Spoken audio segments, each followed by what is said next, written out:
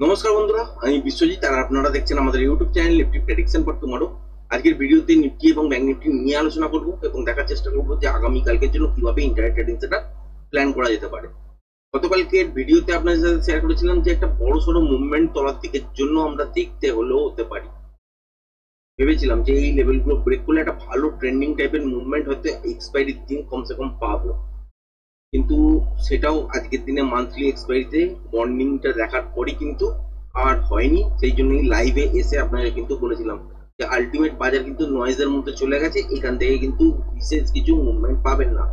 যদি দেখা যায় যে ফার্স্ট হাফের মধ্যেই এই লেভেলটাকে ব্রেক করছে তাহলে হয়তো বেশ কিছুটা মুভমেন্টাম হতে পারে, কিন্তু তার মানে এই নয় যে এই লেভেলটাকে ব্রেক করে তোলার দিকের জন্য চলবে। কালকে আমরা আপনার সাথে ভিডিওতে যখন শেয়ার করি আপনাদের সাথে, তখন ভেবেছিলাম যে এই মুভটা কিন্তু বাজার মর্নিং এই যদি করতে শুরু করে বা এই লেভেলগুলোকে ব্রেক করে যদি চলতে শুরু করে, আলটিমেট ডলার দিকের জন্য কিন্তু একটা সুন্দর মুভমেন্ট চালু হবে এবং কন্টিনিউশন প্যাটার্ন যদি এইসব জায়গায় তৈরি হয়, আলটিমেট কিন্তু ডলার দিকের জন্য মুভমেন্ট এবং ট্রেন্ডিং টাইপের ডে দেখবে। এই জিনিসটা কিন্তু আজকের দিনে ঘটেনি। আজকের দিনে কিন্তু রেঞ্জ বাউন্ড টাইপের সিচুয়েশন ঘটেছে আর দেখতে পাওয়া গেছে নয়, সেই জন্যই তাড়াতাড়ি লাইভের মধ্যে এসেছিলাম। ফাইনালি ট্রেড কোথায় কোথায় বেরিয়েছে আজকের দিনে যদি দেখেন, এই সব জায়গার মধ্যে ট্রেড বেরিয়েছিল, কিন্তু এখানে অ্যাটেম্প করতে যায়নি, কারণ আমাদের ভিউ ছিল কি আলটিমেট তলার দিকের জন্য আসবে, কিন্তু সেই রিঅ্যাকশন অনুযায়ী দেখতেই পেয়েছেন যে আলটিমেট তলার দিকের জন্যই আছে, কিন্তু এখান থেকে উপরের দিকের জন্য বেশি যেতে পারেনি।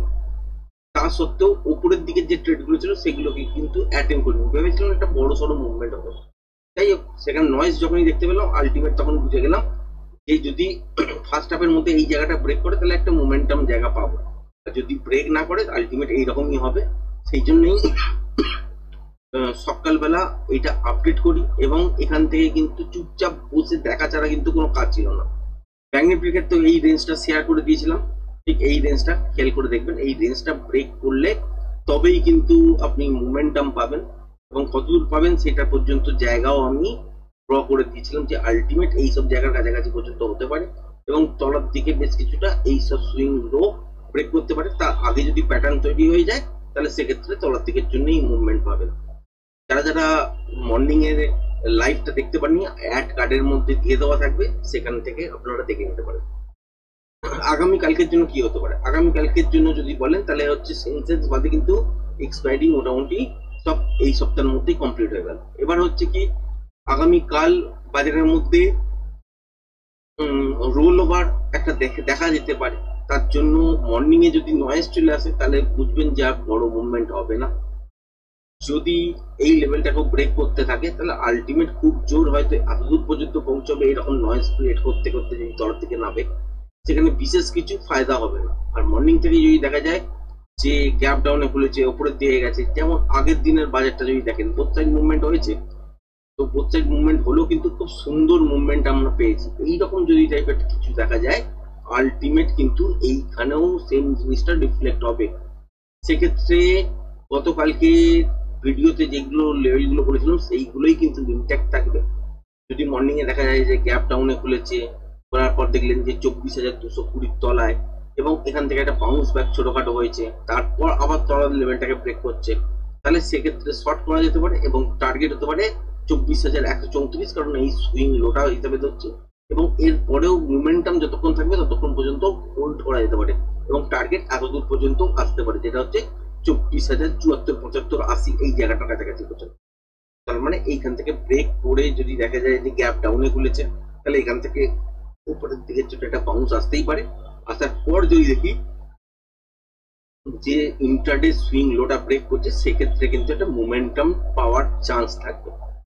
এবার যদি তারপর যদি দেখি প্যাটার্ন ওয়াইজ নয়েজ সৃষ্টি যদি না করে, এরকম নয়েজ যদি না থাকে তাহলে প্যাটার্ন তৈরি হবে, প্যাটার্ন ওয়াইজ যদি দেখি কন্টিনিউশন ট্রেড তৈরি হচ্ছে তলার দিকে যাওয়ার জন্য নেক্সট ট্রেড, তখন কিন্তু অ্যাটেম্প হবে। সেক্ষেত্রে আমরা সেকেন্ড ট্রেডটা যখন আসবে সেই সময় লাইভে এসে আপনাদের সাথে শেয়ার করার চেষ্টা করব যে এইখান থেকে কি হতে পারে।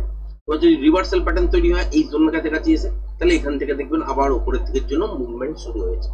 এবার যদি ধরুন উপরের দিকে যদি বাজারকে যেতে হয় তাহলে কোন লেভেলটার উপর থেকে আপনারা বাই করতে পারেন, ঠিক এই জোনটা যতক্ষণ না ব্রেক করছে বাইং এর কিন্তু কোনো জায়গা নেই।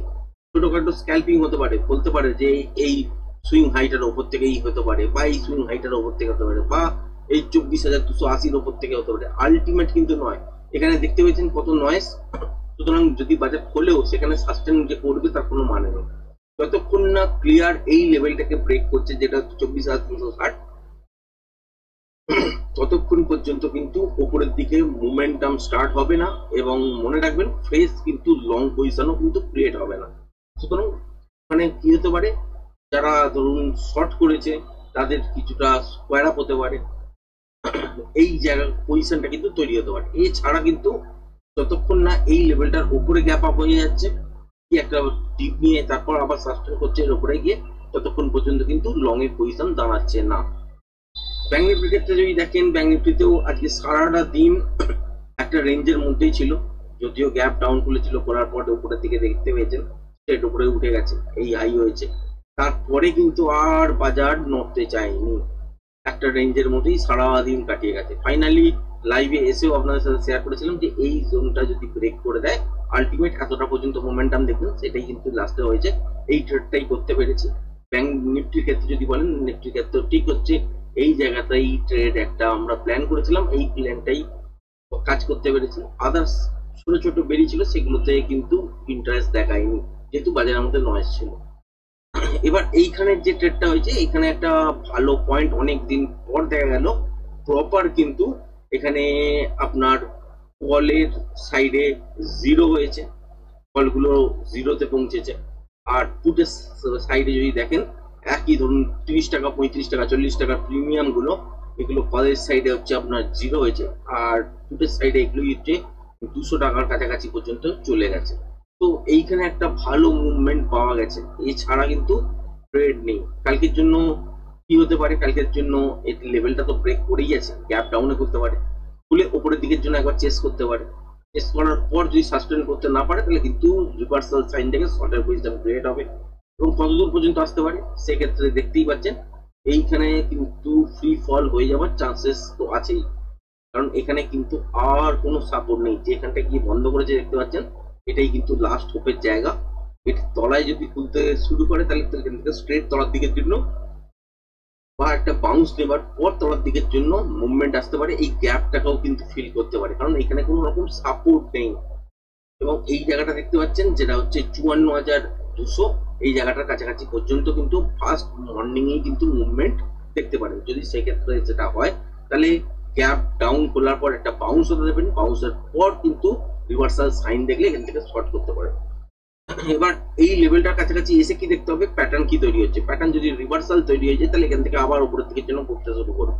আর যদি কন্টিনিউশন প্যাটার্ন তৈরি হয়ে যায়, তাহলে এই লেভেলটা থেকে ব্রেক করার পর কিন্তু প্রজেকশন লেভেল ঠিক করতে হবে, এবং প্রজেকশন লেভেল অনুযায়ী বাজারের মধ্যে কতটা তলার দিকের জন্য আর মুভমেন্ট হতে পারে সেইটাই কিন্তু দেখতে হবে। এবং সেই অনুযায়ী লাইভে যখন আসবো, যখন সিচুয়েশন তৈরি হবে, সেই সময় কিন্তু আপনাদের সাথে আপডেট করে দেওয়ার চেষ্টা করবো। এবার উপরের দিকে কোথা থেকে লং হতে পারে, লং হতে পারে দেখুন বন্ধুরা, এই যে জায়গাটা সুইং হাই দেখতে পাচ্ছেন, এর উপর থেকেই হতে পারে। কিন্তু বেশি দূর যে উপরের দিকে সাস্টেন করবে সেটা কিন্তু বলা সম্ভব নয়, কারণ এই যে জোনটা দেখতে পাচ্ছেন, এটাই মোটামুটি হাই হয়ে আছে, বুঝতে পারছেন আশা করি। ঠিক এই জায়গাটা, এটা কিন্তু হাই হয়ে আছে, তার মানে এই লেভেলটার উপরে চলতে শুরু করলে এতদূর পর্যন্ত যেতেও পারে, নাও যেতে পারে। ফ্রেশ লং কোথায় অ্যাক্টিভেট হবে, এই লেভেলটা পার করার পর ফ্রেশ লং অ্যাক্টিভেট হবে, তার আগে কিন্তু হবে না।